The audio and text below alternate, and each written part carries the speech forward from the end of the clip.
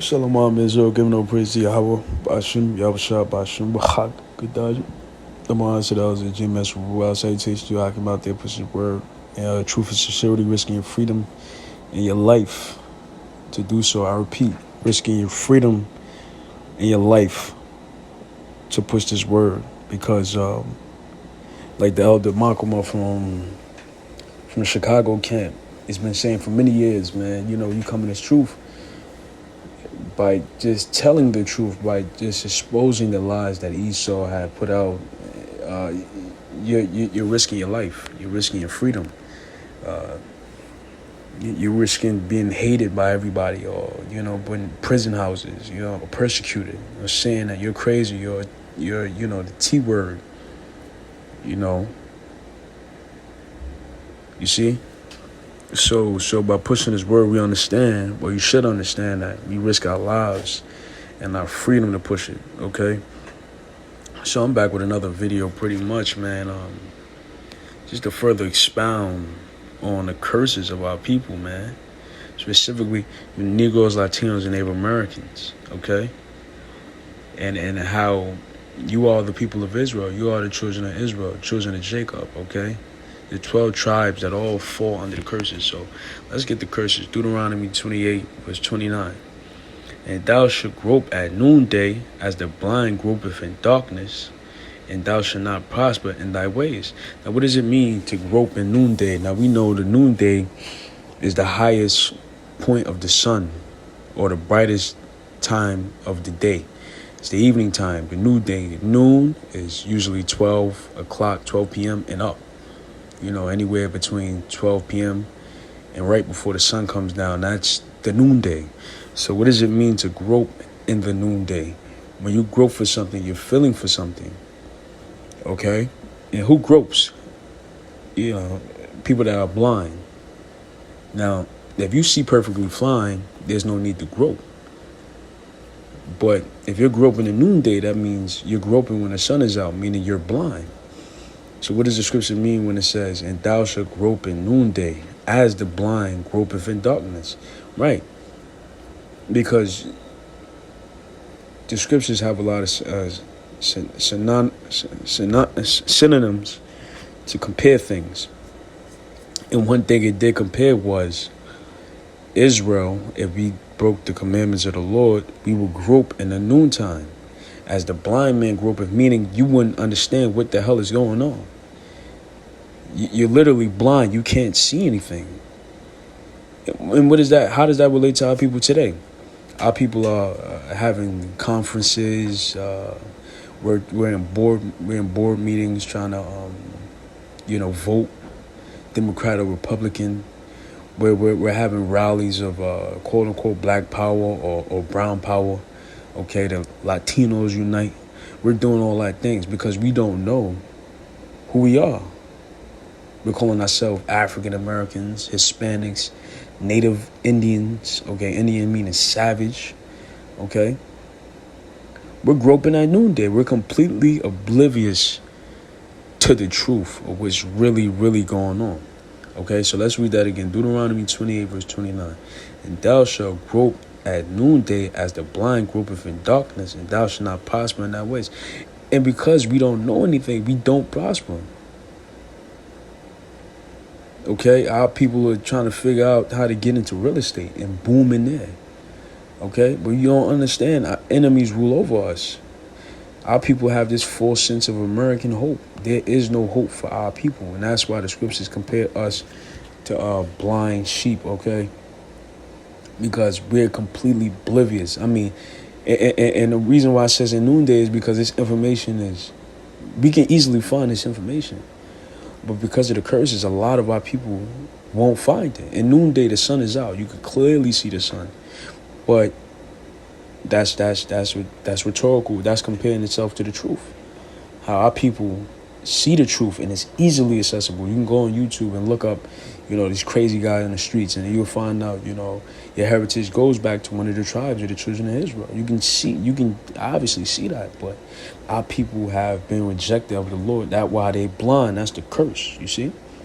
and you should not prosper in thy ways, and thou shalt be only oppressed and spoil you evermore, and no man should save thee. Now, the reason why I brought the scripture out is because I just meditating on all the BS that Esau, the so-called white man, did. And I'm talking about the power structure. I'm not talking about the everyday common man, the guy that works on a job with you. I'm talking about the guy, that rules this nation, okay? Specifically these banking elites, okay? On down to the lesser luminaries of their nation, okay? Which would be government officials, okay, presidents. They all congregate to suppress and oppress and spoil our people. And the power of their spoiling is what I'm about to read. Now, it's a long article, so I'm not going to read everything. But it's a few points in here that just really hones in on the curse, you see. So it says, this is from AmericanProgress.org, systematic inequality, displacement, exclusion, and segregation. How America's housing system undermines both building and communities of color. Now, when they say communities of color, they're talking about not only African Americans, which are neither African or American. You're either from the three tribes, which is Judah, Benjamin, and Levi. Okay, Benjamin is West Indian, Levi is Haitian, and Judah being American black, or specifically those that were transferred from slavery to America. You see, you identify yourself as black, which is a color anyway. But so it's not specifically saying communities of color, just meaning so-called black people. It's also meaning Hispanic people. Even if you're light-skinned, stupido, you're considered a person of color, or minority, or Native American. You see. So it said the United States must reckon with the racism built in its housing system in order to ensure that all Americans have the opportunity to build wealth, which that goes back to the curse. You should only be oppressed, meaning you're not going to be in a position to where you have anything, because you're going to be denied it. You're going to be treated unjustly and unfairly, cruelly for a period of time, you see. So I'm going to read this paragraph and probably jump down to where I wanted to go. So it said, introduction and summary. Home ownership and high-quality affordable rental housing are critical tools for wealth building and financial well-being in the United States. Knowing this, American lawmakers have long sought to secure land for, reduce barriers to, and expand the wealth building capacity of property ownership and affordable rental housing. But these efforts have almost exclusively benefited white households. Often, they have removed people of color from their homes, denied them access to wealth-building opportunities, and relocated them to isolated communities. Across the country, historic and ongoing displacement, exclusion, and segregation continue to prevent people of color from obtaining and retaining their own homes and accessing safe, affordable housing. And that's exactly what they do. That's why, when you see they got a joke amongst our people. You see a Chipotle and a Starbucks come in your neighborhood, best believe rent prices are going up. Because that's a part of the displacement. That's a part of the oppression of our people. Okay, when you can go from affordable housing, a 3-bedroom for $600, knowing that, the household income of our people on average is what, $12,000 a year. Because we're denied good jobs, we're denied education. Okay, they say there's no racism, they say there's no glass ceiling, but the curse obviously states that our people will be subjected to these harsh and cruel, unusual punishments, man. Our people will suffer poverty, okay, be stricken. Cursed be the bread, thy bread in the store, okay? Cursed be in the field and cursed be in the city, man. So wherever we go, we're going to be in positions where we're afflicted and oppressed, okay, according to the laws of the land, you see? So I read a little bit more. For centuries, structural racism in the U.S. housing system has contributed to stark and persistent racial disparities and wealth and financial well-being, especially between black and white households. In fact, these differences are so entrenched that if current trends continue It could take more than 200 years for the average black family to accumulate the same amount of wealth as its white counterparts. You see? Because they had something in history called redlining, to where you couldn't mortgage out to a black family. There was an area to where they didn't allow you to buy homes as a so-called black person here in America. And we know that owning assets, or what they consider assets, is things that carry value. A home ownership is an asset to you. It increases in value. That's the greatest wealth, to own land, to own property. You see, you can buy a home that's worth 200,000. 30 years later, it's worth 800,000. You pass that to your children.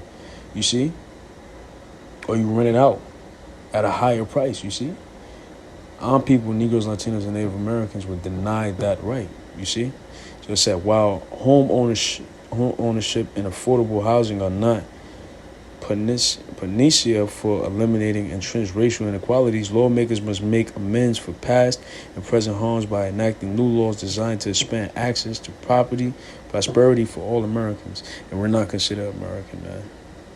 Isaiah 11:11, and it should come to pass in that day that the Lord shall set his hand the second time to recover the remnant of his people. Right. So what does it mean a second time? This is second Egypt. This is spiritual Egypt. This is spiritual Babylon. This is spiritual Sodom and Gomorrah. Judah and Jerusalem. Let's get that real quick before I close it out. Jeremiah 50. I just jump straight to the point. 50 verse 33. Thus saith the Lord of hosts, the children of Israel and the children of Judah were oppressed together, and all them that took them captive held them fast and refused to let them go. So this is considered the second Egypt. Judah and Jerusalem, meaning the 12 tribes together as a whole, was only in a captivity together in Egypt, ancient Egypt. And we built up that great nation, ancient Egypt, before the Lord sent all type of plagues and destroyed it. So now in New Egypt, is synonymous with the old Egypt, because in the land of America and all lands across the world, Israel is being oppressed under the same ruler, which is the ruler of the spiritual Egyptians, so-called white man, okay? Which is Esau, Edom, plural as the nation, you see? And refuse to let us go, man. They refuse to let us go. So Isaiah 11:11, it should come to pass in that day that the Lord shall set his hand again the second time to recover the remnant of his people, which should be left from Assyria and from Egypt and from Pathros and from Cush, from Elam, from Shinar, Hamath, and from the islands of the sea. Meaning that in this second Egypt, Israel is not going to be subjected to one land, which is the land of Egypt. Israel is going to be oppressed in all these places, even including the islands of the sea. Okay, so you're looking at trying to establish things here, well, while you're being oppressed, and it's impossible. Okay, you see. So, man, I'm gonna go more into this article. It's a great article. Probably in the next video. I'm kind of pressed for time, but man, just you know what I'm saying. This is our people are blind to the fact of who they are and the fact of what we're going through. These are the curses. These are the afflictions of our people, man. All right, you are 12 tribes of Israel, man. It's about time, high time to wake up out of sleep. Like the brother actually put it before, high time meaning something you should have already known. Or already done. Already done. It's time for us, the people, to wake up, man. Stop being so damn blind, man. So with that, all praise to Yahweh Bashim El Shah. Double honors to the elders. All praises to Yahweh Bashim El Shah. Double honors to the elders of GMS. Woo-wow, salutations to you, Agim, out there pushing this word, risking your freedom and your life to do this, okay? To the next video. Shalom.